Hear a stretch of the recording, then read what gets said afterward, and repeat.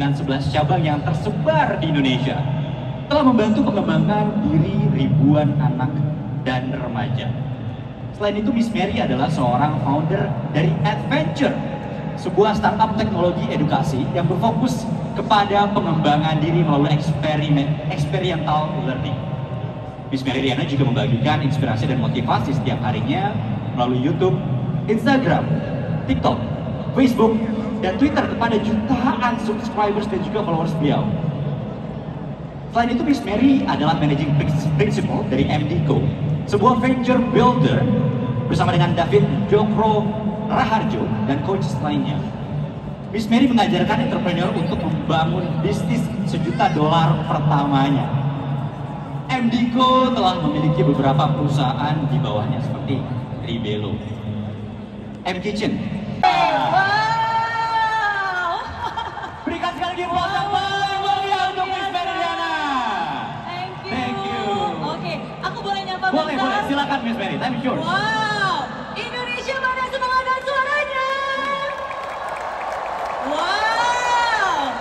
Oke, luar biasa banget ya. Siapa yang udah nggak sabar ingin belajar lebih banyak lagi di siang ini, angkat tangan bilang saya. Wow, hampir semuanya. Kalau gitu, kita tingkatkan energi dulu.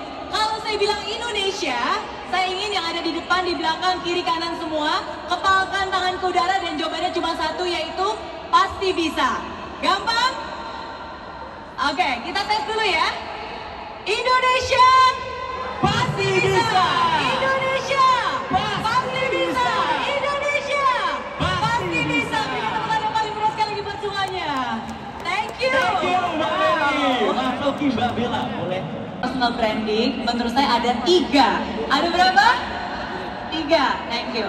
Oke, yang pertama itu adalah clarity. Oke, jadi harus ada kejelasan. Nah, ini penting ya, apalagi sekarang saya bilang bukan hanya hubungan saja yang butuh kejelasan. Wow. Hidup juga butuh kejelasan. Oke? Betul. Personal branding juga butuh kejelasan. Artinya kalian harus tahu komentar yang buruk. It's okay, biarkan saja. Dan yang paling penting jangan sampai kamu menjadi seperti mereka. Oke. Tetaplah berbuat baik, tetaplah berkata baik, tetaplah berprasangka baik, dan tetaplah melakukan yang baik. Karena itulah membedakan kamu dengan mereka. Itu penting banget menurut saya. Nah, jadi saya baru-baru ini sebenarnya saya sempat bikin sebuah konten dan akhirnya juga itu viral, cukup banyak ditonton oleh banyak orang. Dan saya selalu kasih analogi sama seperti burung gagak. Burung gagak itu berani banget dia berada di pundaknya si elang dan matuk-matuk pengen ganggu si elang ini. Tapi apa yang elang lakukan? Dia tidak menghiraukan. Yang dia lakukan adalah dia mengepakkan sayapnya dan dia terbang lebih tinggi lagi dan lebih tinggi lagi dan lebih tinggi lagi sampai akhirnya si gagak itu kekurangan oksigen dan akhirnya dia jatuh dengan sendirinya. Si burung elang bisa terbang dan bebas dengan sendirinya. Dan menurut saya hidup juga seperti itu. Gagak itu melambangkan segala macam hal-hal, suara-suara negatif, hinaan, cacian, hujatan, orang-orang yang sebenarnya harusnya nggak ada di hidup kamu. Dan mereka akan berusaha untuk mengganggu kamu gitu. Tapi yang kamu lakukan adalah jangan mau terpengaruh, jangan kasih perhatian, jangan bales, jangan berantem seperti caranya dia. Yang harus kamu lakukan adalah fokus, terbang ke atas, banyak karya, lakukan, tunjukkan. Dan akhirnya dia akan diam sendiri dan akan jatuh sendiri. Jadi menurut saya daripada kamu membuang waktu memikir gimana cara balas komennya ya, lebih baik luangkan waktu untuk terus berkarya, terus bagikan hal yang positif. Itu jauh lebih penting. Tepuk tangan buat Miss Mary. Thank you. Ini yang kalian suka apa? Yang ingin kalian bagikan apa? Message-nya apa? Gitu. Dan ketika saya bilang tentang kejelasan itu ya again, ketika kita berarti balik lagi ke authenticity ya kan? Dan balik lagi ke diri kamu sendiri. Jadi kejelasan itu bukan kepo kiri kanan, karena lebih banyak orang sering kepo kiri kanan dan cari tahu. Lebih banyak orang tahu tentang tetangganya daripada tentang dirinya dia sendiri. Lebih banyak kamu tahu informasi tentang mantan daripada tentang diri kamu sendiri. Betul? Yes. Ya kan? Nah, jadi enggak ya. Kepoin diri sendiri, find out more apa. Oke? Nah, setelah itu baru yang kedua. Nah, yang kedua itu, kalau yang pertama adalah clarity, yang kedua adalah konsistensi. Ya, jadi setuju banget seperti yang tadi dibilang sama Mas Oki, konsistensi. Dan artinya sesuatu itu bisa menjadi brand yang ada di top of mind orang-orang kalau dilakukan secara konsisten. Jadi bukan hanya sekali, 2 kali, tapi throughout. Dari cara kalian berbicara, dari kalian di depan kamera, di belakang kamera, apa yang kalian tulis di sosial media, apa yang kalian ucapkan walaupun nggak dilihat orang gitu, it has to be konsisten. Dan konsisten ini juga bukan hanya dari segi suara dan message ya, tapi kalau misalnya kalian ingin membangun personal branding dari segi looks personal itu juga bisa ya kan? Dari warna yang kalian suka, dari gaya baju, itu pun juga bisa, asalkan itu sesuatu yang memang unik tentang kamu. Ya, jadi kalau kalian lihat nih, kalau lihat Mary Riana pasti tahu deh warna favoritnya apa. Merah, ya kan? Ya, saya suka merah karena itu my favorite color. Dan karena saya tahu itu menjadi my favorite color, ya jadi saya konsisten bisa melakukan itu dan akhirnya itu bisa menjadi sesuatu yang bisa diingat orang juga. Bukan hanya dari color, tapi juga dari message. Yang saya selalu bagikan adalah message of hope, message positif, harapan, membangun impian, dan itu konsisten throughout dimanapun juga, di sosial media, di semua seminar saya, di semua bisnis saya. Jadi konsistensi.